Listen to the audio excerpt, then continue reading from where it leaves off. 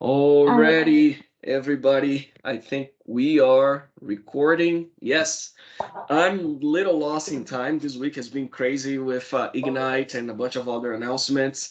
But if I'm not mistaken, I think this is lesson 6 of the Zero to Hero Governance and ALM mentorship class. And today we have Wael Hamze once again, the one and only. I call you the DevOps ninja or master or Jedi, whatever title you want to give him. I was sharing with a friend earlier today that the first I heard about Power Platform in DevOps, I don't think it was yet Power Platform, and it was a bunch of posts from you. Well, so thank you so much for all you do for the community. I'm not going to steal any more time from you. The floor is yours. Take it away. Thanks again, my friend. Right, give me a moment to get started. Let me just share my screen. Okay, here you go. All right, hopefully everyone can see my screen. Thank you, Victor, for the very nice introduction as usual. Hello, everybody, wherever you may be. Thank you for joining me on the session today to continue, I think, where we started, throughout this series, talking about ALM, governance, and Power Platform and everything. So last time we've covered the data. Hopefully you found that session useful. In case you haven't seen the previous sessions, obviously, I believe most of them recorded, so feel free to review the content in there.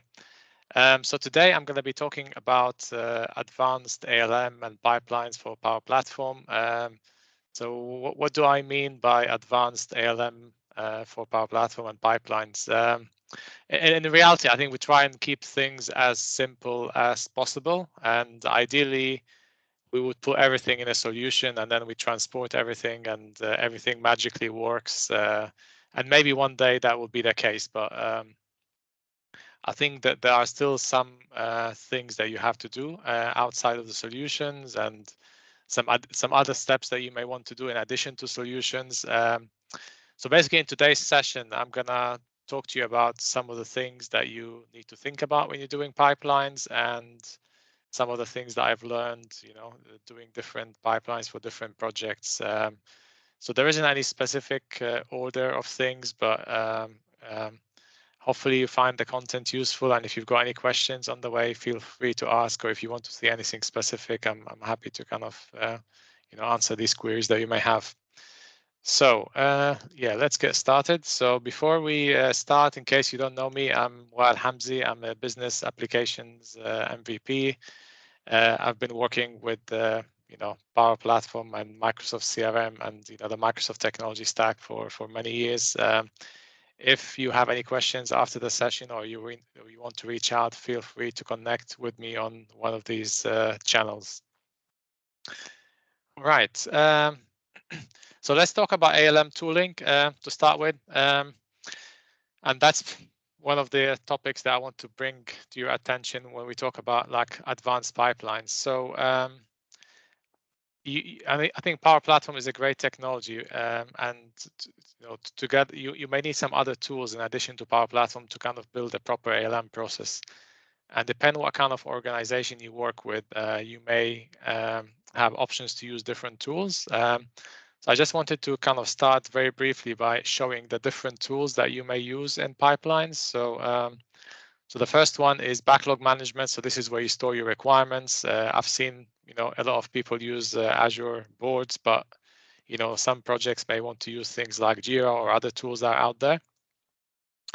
From a development perspective, you want to make sure that things are in source control ideally, and there are multiple ways to do that. So again, Azure repos is one of the main popular options, but you can use GitHub or any other version control system.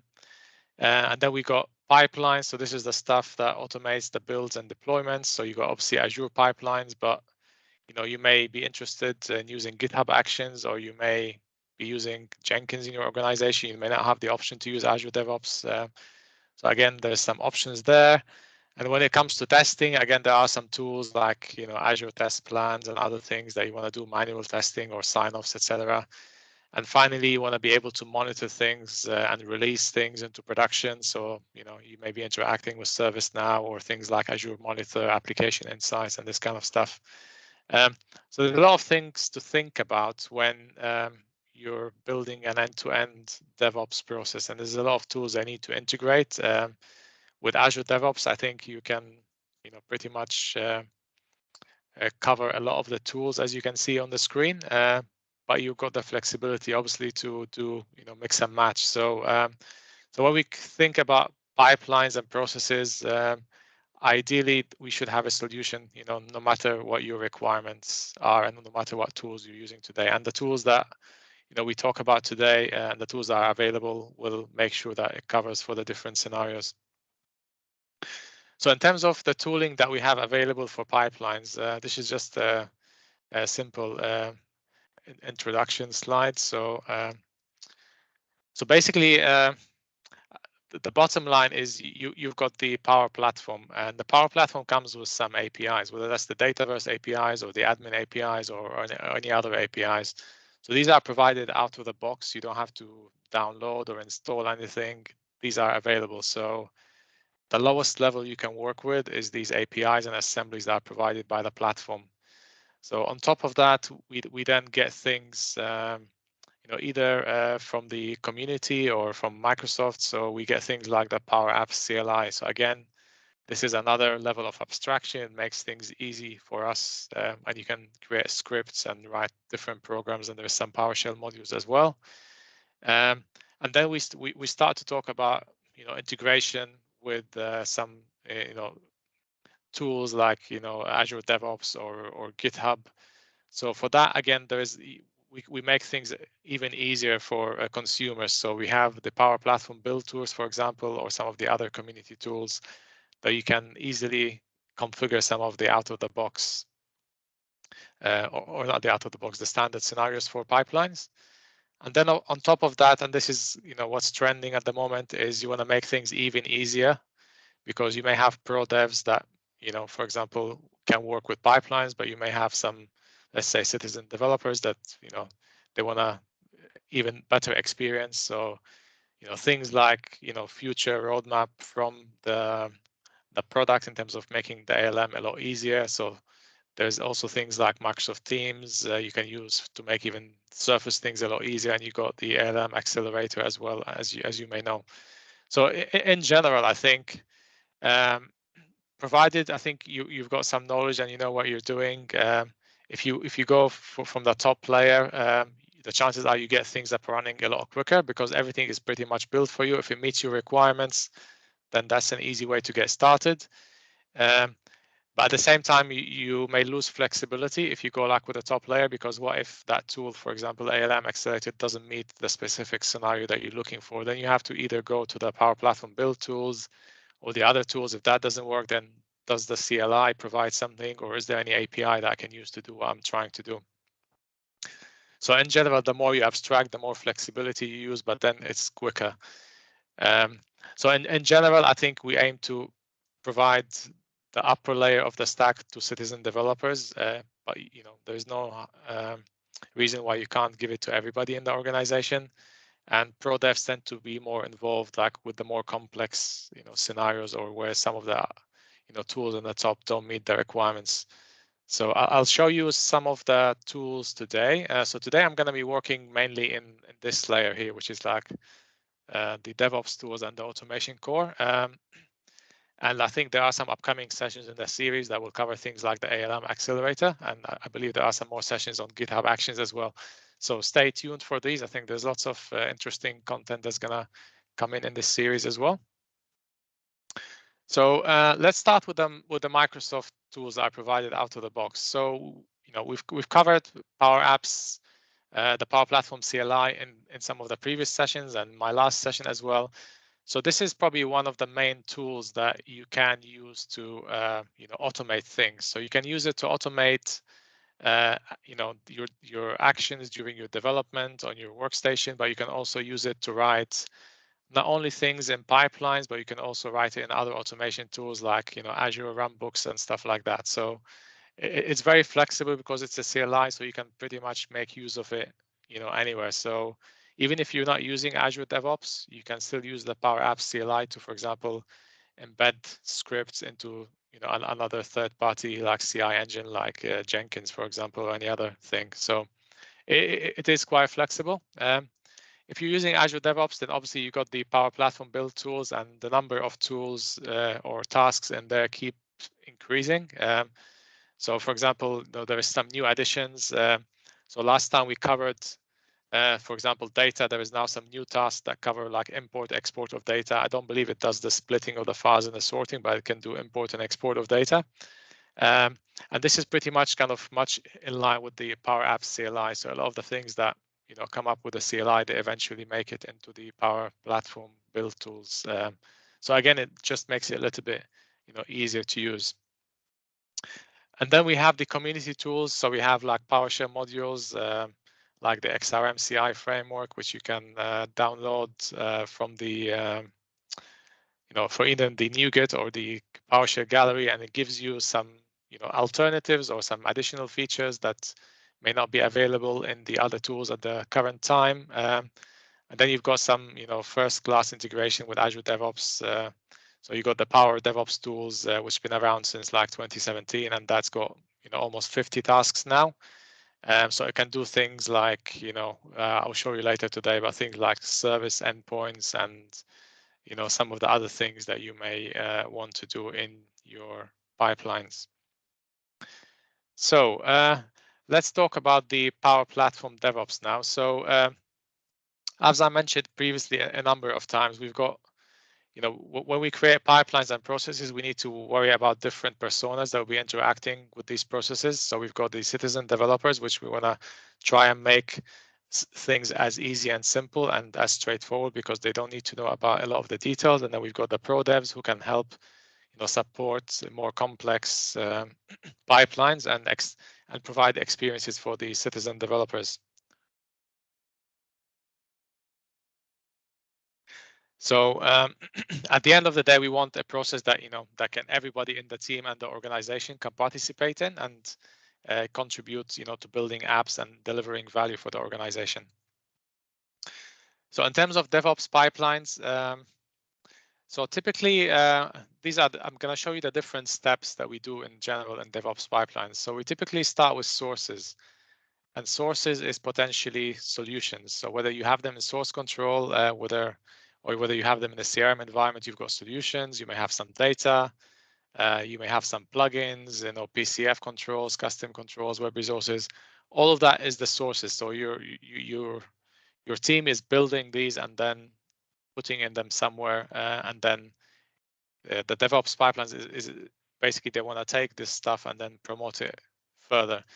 So then we have the build process, and no matter whether you use YAML pipelines or kind of classic pipelines, and how many environments you have, there will be a step in there somewhere that you need to build your components. So that typically involves versioning. So you want to version your solutions. You may want to compile your plugins. If you've got JavaScript files, you may want to minify them to make them optimized. Then you want to run some static analysis, and that could mean a number of things. It could mean, for example, running the solution checker or running things like SonarQube on the code. And you may have some code, so you want to run unit tests, and then you want to package everything up. And the output of that build process in general, it's artifacts. So it's solutions. These are the zip files. You can have other packages, data, tests, configuration, depending on what you're trying to do. So this is all you need now to deploy. So then when it comes to deployment or release process, there's a number of different things that you have to worry about now. So things like approvals, who needs to approve things. If you're deploying for testing purposes, you want to provision a new environment. If you're deploying like to production, you want to take a backup. Then you want to import your solutions. As of now, you need to set up your connections. You want to set up your environment variables. You may need to assign components to different people, share components, execute different packages, import any data, and lots of other things as well that is probably not listed on here. And finally, after you do all of that, you want to probably run some tests to make sure that everything is working as expected. And the end goal of that process is to get things into the environments down the line. obviously targeting the production environment at the end. So you've got all of these different checks and scans and tests to make sure that when something goes into production, it's what you expected from a quality perspective and from a feature perspective. So I'm going to start today talking about environment configuration. So I think you've seen probably from previous sessions, like creating pipelines which exports data, which export solutions using Power Platform build tools, using YAML, for example. So today I'm just going to talk about some of the other things that you may need to do after that. So environment variables. So environment variables are quite powerful. They've been with us for some time. Basically what they do is there's two things in there, that you have the definition of the environment variable and the value that comes with it. So basically you define that you have some setting. So these are the typically use environment variables for the things that you don't want to hard code in your solution and the things that change between environments. So you basically define what these are, and then you've got the option to supply them, different values in different environments. And obviously you can use them in Power Apps and and flows and other components as well.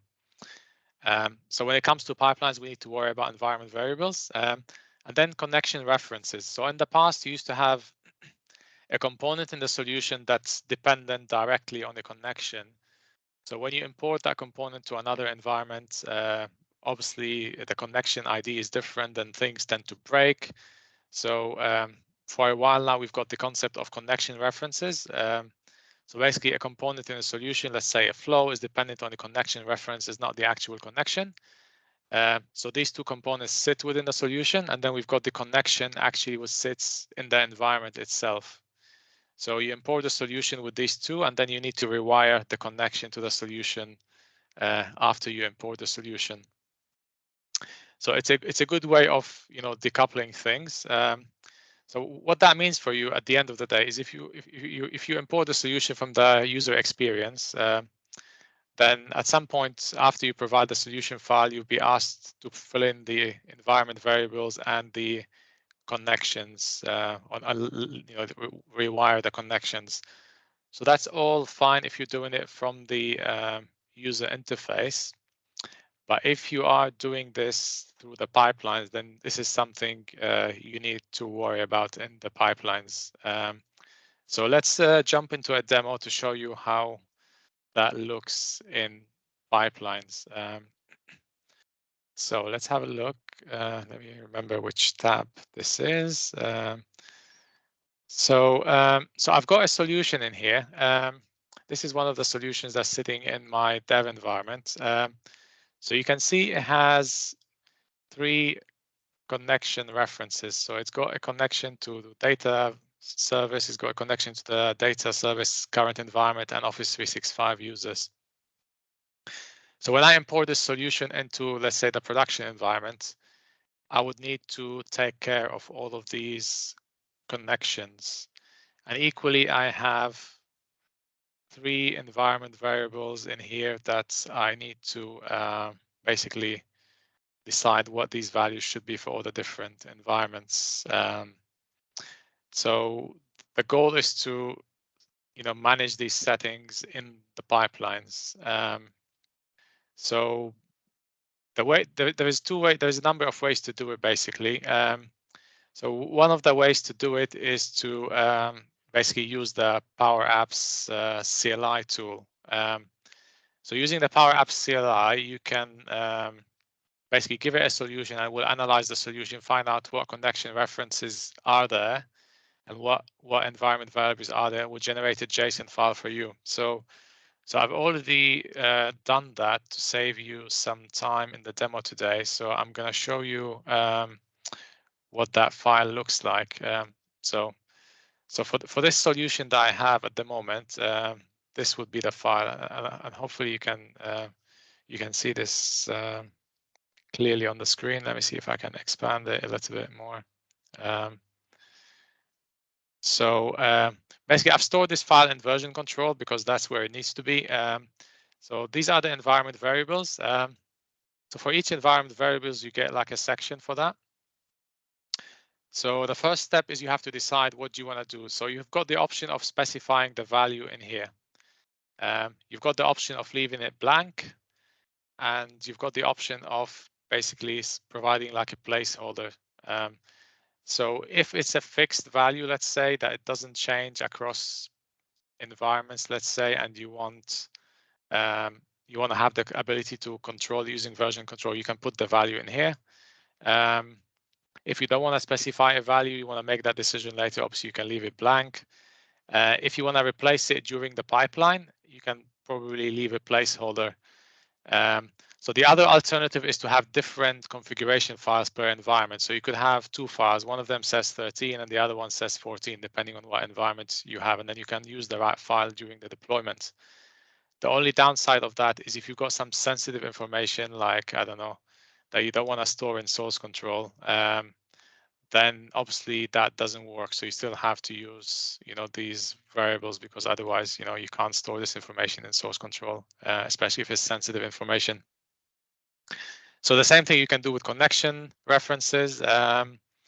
So this is the connection, basically, the connection ID. So this is the connection, the connector ID, and then all you have to do is just supply the connection ID for that connection. So the way you do that, basically, at this point in time, you have to go into your production environment. So let me just take a copy of that so we don't lose it, and then just show you what that looks like.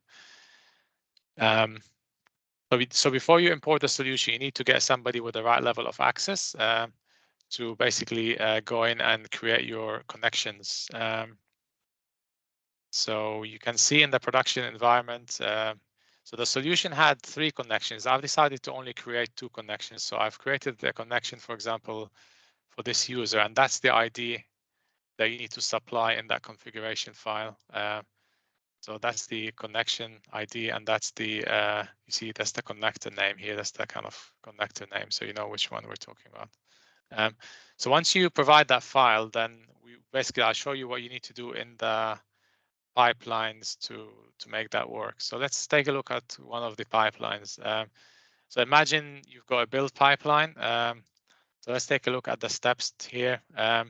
So in the demo today, I'm going to be showing you the classic interface. You can use YAML pipelines, it's the same thing. I just find it easier in demos to just show, using this interface. So the first 3 steps are fairly standard, basically setting version, exporting the solution, to this directory here. So when it comes to releases, I want to make sure I've got my configuration in the release. So all I have to do here is just copy the file that I'm referring, the file that was in version control, to that same directory as well. So and then basically I'm publishing that directory as an artifact. So all I'm doing is just getting that file into my artifacts, into the packages. So when I look at the artifacts at the end of the day in here, not only I've got the solution zip, which I'm importing, but I've also got the deployment, JSON file as well. So these are the 2 things now I can use during my deployments. So then when we go to the deployment steps, let me show you what that process looks like. So let's edit this release.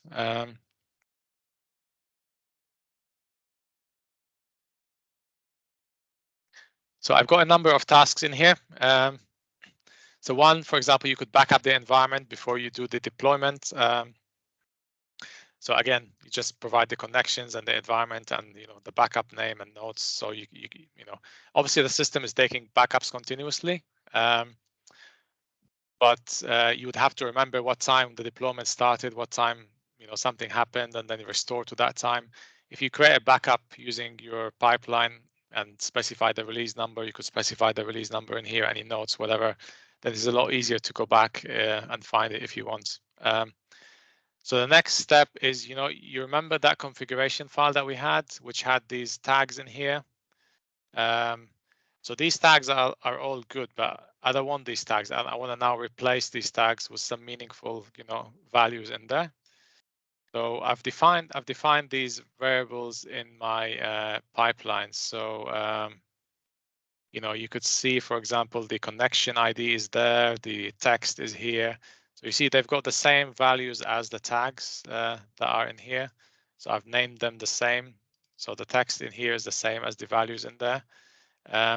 So all I have to do is use one of the community tasks. So I've specified a file, and that's all I have to do. I've specified the token suffix, the prefix and the suffix. And once this task runs, it's just going to go into that file and just replace all the tokens with the real values. And after it does that, then I've got a file that's got the real values for the environment. And then when I come to import the solution, then in addition to the usual steps, all I have to do is just specify this use deployment settings file. And I just point into the basically the artifact that I've generated after the build. But the only difference now is this file now has got the real values because we just swapped all the tokens in here.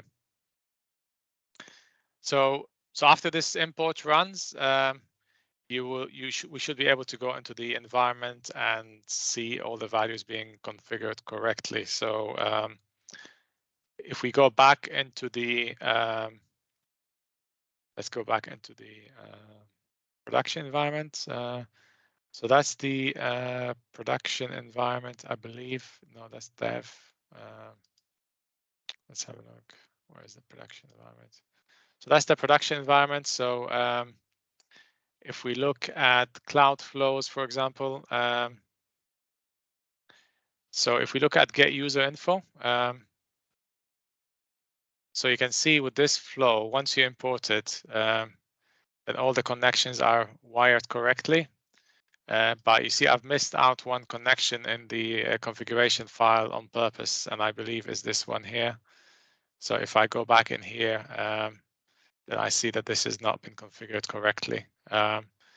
So yeah, so I would have to go and add that connection, into the configuration file and create the connection before to make that work. So the other thing I wanted to show you that there is other ways to do it as well if you want. So using the Power DevOps tools, there is 2 tasks. So instead of having to do it using a JSON file, you could use like update environment variables. So you give it the connection to the environment and then you specify, this is the name and value pair, and you can provide as many as you like. So yeah, if you're not using version control for some reason and you just want to specify the values on the fly, you could use this. And there's another thing you can do with the connection references as well. So you can specify these on the fly. So you can specify the name of the connection and the connection ID, and then that will do the same thing pretty much. And there's additional task that is available for this kind of stuff.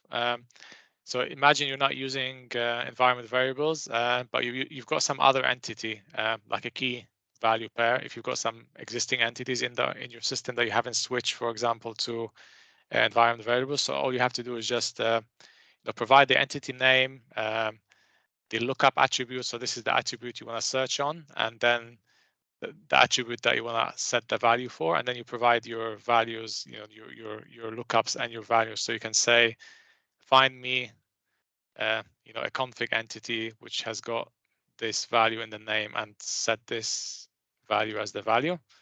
And then once this task executes, it will basically, rewire all the values in that, in this entity to the other values as well. So basically, that's pretty much, changing configuration. There's some other configurations as well that you may want to change, but these are like the main ones that I wanted to, walk you through today.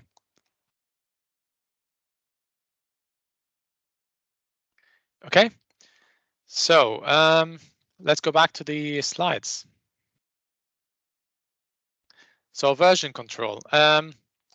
So as I mentioned, we've got pro devs and citizen devs. So pro devs, I think we've seen in some of the previous demos, you can use the Pack CLI on the desktop. You can export the solution, unpack it, and then commit it, and it all works. You end up with your changes in version control. But when it comes to as a citizen dev, we need some process in the middle, because for some users, we want to make the experience very smooth. We don't want them to kind of go into version control because their main knowledge is about business processes, and they can configure apps and stuff, but their main contribution would be to basically build the apps and advise on requirements and things like that. So there needs to be a process in here that we use to kind of get changes out of the environment or the app into version control. So I'll show you that in a second. And then obviously you've seen the solution packager. So this is the tool we're going to use. It's been around for a while. It's part of the Pack CLI. So basically you take a solution, you unpack it, and then you repack it. And then when it comes to developers, obviously they're exporting changes, running the Pack CLI, let's say locally, and then they're triggering a build. And once you have the build, then we got the artifacts. So I'm not going to go through too much detail on this because I think you've seen these in previous demonstrations. So when it comes to citizen devs, this is what we're going to do today. So the citizen dev is going to commit something and or make some changes in the dev environment. Then we're going to trigger a build somehow, and then the build is going to go in, extract the changes from the dev environment, commit them into version control, and then generate a package that we can deploy that package as well after we get it in the artifact repository. So so this person, all he has to do is just configure things in the dev environment and potentially do some sort of trigger just to tell the system I'm ready to move forward. And then there will be an automated process that basically extracts all the changes, commits them into version control, kicks off another process that then packages them and then stores them and then makes them available for deployment. So let me show you what that looks like in terms of pipelines. So let's take a look at this pipeline. So I've created another pipeline, and I wanted to show you a variation. I think you've seen this happening in the Power Platform build tools. So I wanted to use the Pack CLI today because I think that's an opportunity to show you how the Pack CLI works in pipelines for two reasons. One, if something is not in the Power Platform build tools but in the Pack CLI and you want to use the Pack CLI, or if you're not using Azure DevOps or GitHub and you can't just use the Pack CLI. So basically, all you have to do is do a NuGet restore. So Pack CLI comes from as an MSI or from NuGet. So you just basically, call the command to install the Pack CLI. I like to keep the version numbers in the variables so that I can control what version I'm using. I don't have to repeat that in my scripts. So the next step is you want to create an authentication. So you create a connection to the environment. You can do that using application secret, as I'm doing in this example. Once you do that, then you can use the Pack CLI again to export your solution. So you can just provide the name and where you want to store the solution at minimum. You can then unpack your solution using Pack CLI. So in this case, I'm storing it in this folder. And then I'm clearing the connection because I don't want to let any credentials or anything, even if encrypted, remain in the environment. And then I basically use some GitHub commands to basically commit the changes into version control. And after that, I create a pull request using one of the tasks again. So this is how you would basically use that process to you could get somebody to run this pipeline, for example. So you could tell them, run this pipeline every time you're done with the changes on a specific, branch. They could have their own branch, for example. And then once this build runs, it would basically create a pull request of that branch. And then once you've got that branch, then you can deploy it to a number of different environments. I've got another demo, which is a little bit easier as well, but I'm going to go back to the PowerPoint slides before I do that. So let's continue. So in terms of maker isolation, so imagine we've got lots of people working on different things, whether that's apps or configurations. So we want to make sure that we have a good process in place to minimize clashes. So So one of the processes is that everybody works in their own solution, and then once they're done, they put changes in the main solution, and then you move that solution to the test environment. The downside of this process is that they could be working on the same thing still, and when you're moving this solution, somebody else could be working on something, and you may end up with some things getting promoted that are not ready yet. But it's fairly easy to set up. You basically get everyone to work in their own solution. You at least know what feature requires what customizations, and it's very easy to set up because you've just got one environment. So another version of that is to, for example, still have one environment, or you could have multiple environments, dev environments, and this could work with one dev environment or multiple dev environments, as long as you keep this solution fairly up to date. But essentially, everyone is still working in their solution.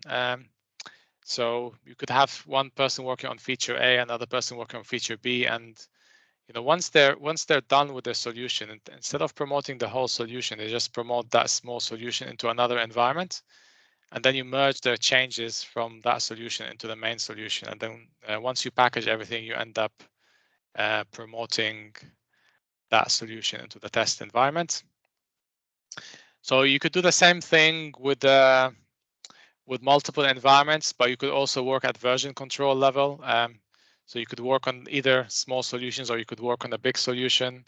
With this one, every developer is basically working in the main solution, but in their own environment, and they extract their changes into version control, either using the Pack CLI, for example, on their local machine, or by triggering another build like I've shown you in the previous process. And then yeah, so once you submit your pull request, then there is some merges that happen, and then you can promote that merge solution to the test environment.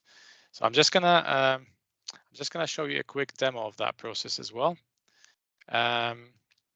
So let's go into the to this environment here. So I've got a contact.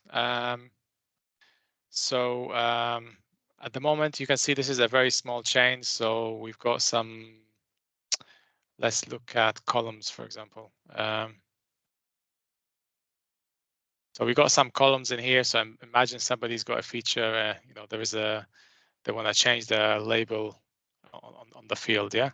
So they change the label on the field, but that's the only thing they're changing. They don't want to promote the whole solution. And then once that change is done, then obviously they can then they're ready to promote their solution forward. So let's say they publish all the changes. So now they've got a small solution that contains a number of attributes or a form or a file or whatever that is that contains the implementation of that feature. So now they want to take that feature into the next environment. So I've created a simple process. There are some other tools that create interfaces like the ALM Accelerator, which you will see in future sessions. But if you haven't got that configured, for example, and you want a simple process to take some of the changes forward, I'm just waiting for the publishing customizations to finish before I show you what I'm going to do.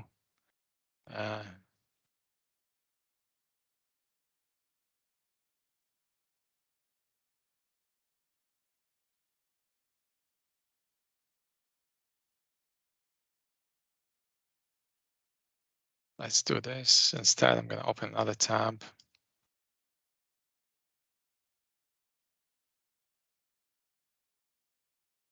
Okay, so if we go into the overview of the solution, what I'm going to do is I'm going to basically edit the solution. So I mean, typically, for example, provide a description of the solution. So you could say, actually, this is what the solution is containing, is work item number 15, or you can provide some more information. So you can use this information to generate release notes or whatever you need. But in this case, I'm just gonna up the version of that solution to say, look, there is a new change that I want to promote as part of this solution. So what's gonna happen now is let me go back to the other screen, and I've got basically a flow in here. Let's refresh the flows on this page. So you can see there's a flow running. I'll show you what's going to happen with this flow. So basically, it's it's detecting changes on solutions that have certain criteria, and then once the basically it's searching for solutions that have this keyword in it, and once it detects a solution that and the version number changes, then it's going to queue a build using an Azure DevOps, and this build, what it's going to do, it's basically going to say, this is the solution name that you need to trigger because you know the solution name from there. So it's basically changing the version of the solution. It's allowing you to trigger a DevOps build that then will take the process forward. So let's take a look at what this is happening. So you can see there is a new build running on here as a result of that flow that is running. And let's have a look what that build is running, what that build is doing. So basically what I'm doing is I'm using the Power DevOps tools in this case. I'm exporting that solution. This parameter is provided by the flow. So I've got my solution name. So the first thing is I want to do is I want to basically export the solution from the dev environment. Then I want to switch my connection into the build environment, and then I want to import that solution to the build environment. And after I do that, I want to copy all the components from that small solution into the main solution. So there is a task for that, which basically you give it a source and target solution and just copies everything from one solution to another. And then I want to export the big solution, which is my main solution, and then I want to extract it into version control using some mapping files because I don't want the plugins and other assemblies to go in there. And then I want to commit all these changes into the branch that this build was running under. So basically, after this process runs, I've got the customizations from the changes from that small solution in version control. So I could either do a pull request or commit them directly. But the main thing is from the person who's working with a solution, all they have to do is just configure their changes and just change the version number on this solution, and everything else is pretty much taken care of. And somebody obviously may need to look at and approve the request, but apart from that, everything is almost there. So let's continue. So additional steps. So we've talked about environment variables, connections. We've talked about making things easier for the makers from abstracting some of the functionality, making it easier to kind of commit changes into version control. So there will be some other steps that you want to do as part of DevOps, and one of the ways that you can do it is use something called the package deployer. And a package deployer is like a Visual Studio project where you can create and allows you to do a number of different things. So one of them is it allows you to import solutions, it allows you to import the data. So if you've got data using the configuration migration tool, you can import it using the package deployer, but also you can execute custom code. And this is where you can get, these two things you can, do using some other ways, but executing custom code is important because it gives you the opportunity to do things that you may not be able to do using some other mechanisms. Especially if you've got people in the team that are very familiar with C# and they've got already some code that does some of the things, either because they've got utilities or some other ways. But basically, let me just see if I can find some code for you. Actually, let's go back to, I think I've closed Visual Studio. So let's go back into GitHub because the project is on GitHub. So you can see I have a folder here called the CRM Package. So you can see there's a number of different things in here, but one of them is the package template. So basically, this is the C# file that gets executed when the deployment runs. And one of the things is you can pass settings onto it. So you can pass like key value pairs. So you can use these settings depending on what environment you're targeting. But you can also execute custom code. So in this case, I'm publishing a theme. So I'm I've got the theme data, which I'm moving using the configuration migration tool. But now I just need to publish the theme because the data is there. But if I don't publish it, it's not going to work. So here I've got the opportunity to write some custom code, which is basically retrieving the theme data and then retrieving the logo. So all I'm doing is basically linking the logo to the theme. And then if you see down below, there's just some code to publish the theme, which is using the standard kind of SDK calls. So using this tool, now I'm able to, create any additional steps to that are required. Otherwise, I would have to do these manually.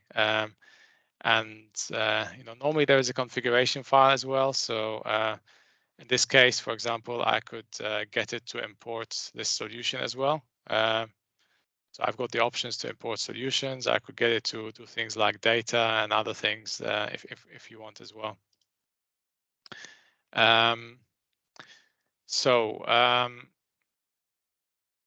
Let's quickly as well show you some of the. Let me go back to slides actually, and then we can talk about things. So from a quality perspective, so far we've discussed like how you get things configured, but there are some tools that you need to be aware of from a quality perspective.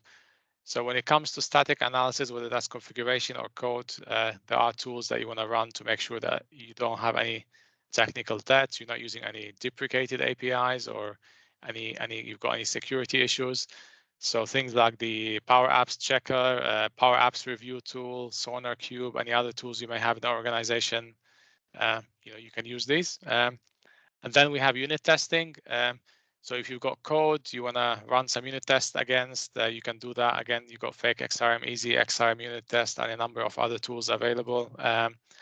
When it comes to kind of API testing, you could use standard test projects, you could use flows, you could use third-party solutions. Again, that makes sure that everything in your system, including plugins and some of the other things you have, are working. And then if you want to do some end-to-end testing, you want to make sure the UI is working all fine, all the business processes are working. Then you can run some other tests in your pipeline, like using Easy Repro or the Test Studio or any third-party or test automation tool that you may have. And finally, at the end of the day, you may have to do some manual testing for some scenarios as well, or if you don't have any other tools or implemented some of the other tools. So just a quick demo on that as well. So let's go into the pipelines on here. So this is the Power Apps Checker demo. So let me show you how it looks. If you want to use the Power Platform build tools, this is how it's going to look. You export the solution or you generate it from source, and then you run a task called the Power Apps Checker, which is basically you give it a solution, and it's got a number of different parameters you can use to customize how it does the checks on the checker.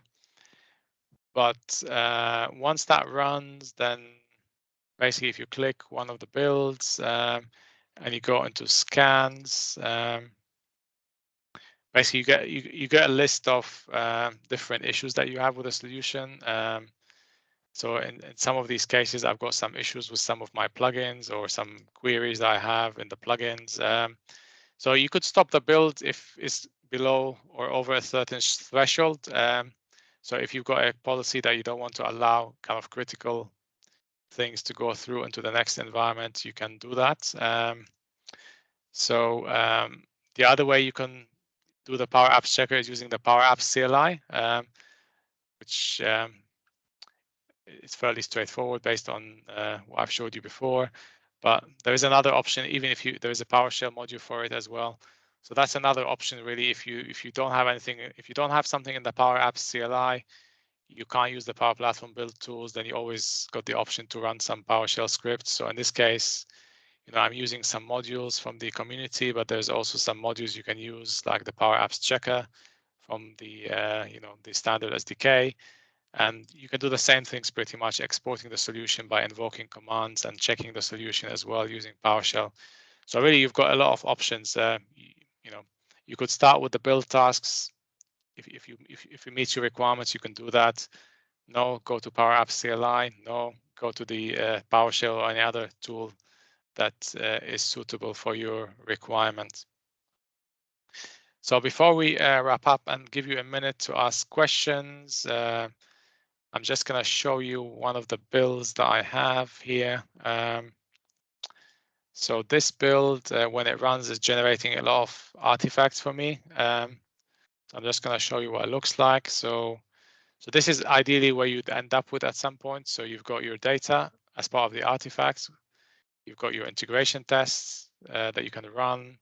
You've got your service endpoints configuration. So for example, if you've got a webhook in Dataverse that calls an Azure function, you may want to configure where that goes into different environments. You've got some UI automation. You've got your solutions, obviously. And then when it comes to deployments, again, this is using the Power DevOps tools, but you can do this with other tools as well. But some of the things you want to do, for example, like the service endpoint configuration. So I've got an Azure function and I've got a webhook that calls the Azure function. So when it runs on production, I want to switch the URLs to the production URL. So there is a task for that you can do it with. And then you can update your plugin secure configuration as well. So if you've got some sensitive information you want to pass into your plugins during the deployment, because that doesn't get set during the solution import, you can do that as well. And finally, I wanted to share with you, this is one of the latest tasks, and the tool has been there for some time, but when you import a Power App to an environment, you want to make sure that the right people have access to it. So you can share Power Apps using this task. So you can say, I want to share this app with the group, and that's the group, and I want to give them this access to it. So again, that can then do that in your pipeline. And you can run the tests after that using the standard MS test and using the same replace task to configure the connection strings and other things. So you can see you can get fairly sophisticated with pipelines, depending on how complex your requirements are and how complex is your solution. Remember in the front what just did? What did you do? And yeah, how far you want to go, how much time do you have, how many deployments do you want to run? Because if you're running a lot of deployments, then there is more value in automating it if you were running it once a week. So it's been a lot of content today. So thank you for bearing with me. Hopefully you found it useful. I'm happy to take any questions if you've got now. I don't see any questions in the chat, but I think if people are experiencing the same thing that I am, I'll just probably go through this video once again slowly, because there was a lot of stuff here. I especially like how you show things that a lot of us may do manually, calling those actions. I mean, the one that publishes a theme, that one is a must for every single project, especially if you're starting a new environment to deploy things to. This is good stuff. Thanks, Wael. Let me remind everybody the Power DevOps tools is your former tool called Dynamics 365 Build Tools, right? So if you want to try it out, I think I'm not sure number of users, but I would imagine that there is more usage of your tools than there is for the Power Platform Build Tools. But we'll compare that another time because you've been around longer time than that.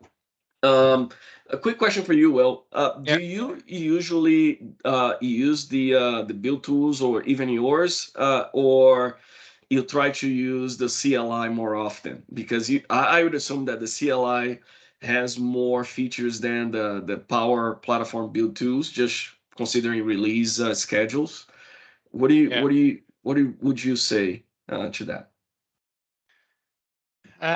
I mean, using the CLI is fairly straightforward, actually. It's not that complicated. It gives you, I think, more flexibility. So there is an advantage in one way for using the CLI. It depends really what you're trying to achieve as well, because, for example, the Power Apps checker task, if you use the CLI, it doesn't upload your results directly into the pipeline. So there are sometimes value in using the the build tools, because you don't have to worry about uploading the logs. You don't have to worry about uploading some of the scan results. So it's already got that additional code to integrate into the DevOps environment. So otherwise you would have to do it yourself, which you can do, but for somebody who's just looking to create a quick pipeline, maybe more convenient to use the Power DevOps tools. Yeah. All right. Anybody else has a question before we wrap this up? All right. If not, that will be it for today. Thank you so much to everyone who attended today. Next week, let me look at the schedule. I think we have Mike Otch. He is part of the team who writes COE, and I think he was part of the team who wrote the ALM Accelerator. And so we had to fragment. If I had my way, I would probably have done COE one of the first sessions, and then maybe some of the tips from Chris Huntingford at the beginning. But because of schedule, we had to adjust. But yeah, so Mike is presenting next week and the following week, COE Intro to COE, and then COE Advanced.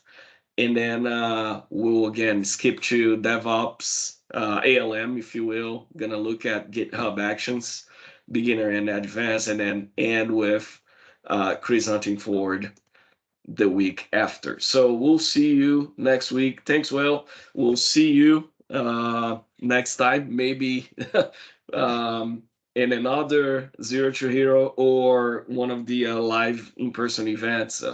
Thank you once again. No worries. Have a good day. Thank you. All right. Thanks, everyone. We'll see you next week. Bye-bye. Thanks, guys.